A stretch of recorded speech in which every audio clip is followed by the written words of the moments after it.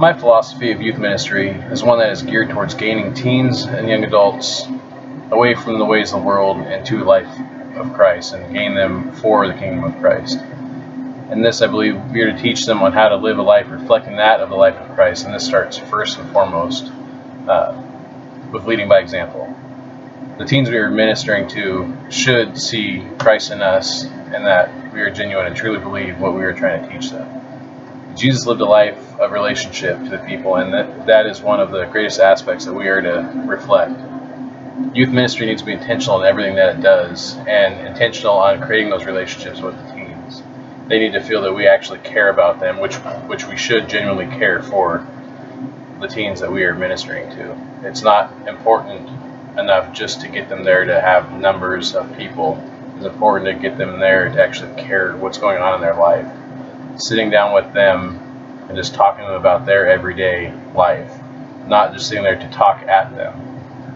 The goal and intention of the relationships are to create Christ-like disciples that understand what our job is as disciples and what the mission of the church is all about.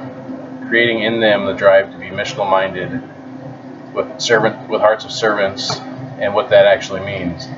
That we are to go out and preach the good news to all the world, reflecting what it is to be a community of believers united in the same goal, for the same reasons at the same time, and being a community involves serving one another.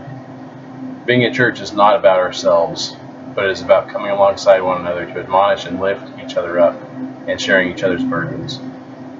That is just genuine community. That is reflecting of the relationship between God and man. That is reflecting of how we need to all focus on discipleship. That is reflective on how we interact with one another and what true care actually is. And truly caring for somebody and gaining that relationship, and then they start to see the value in that relationship.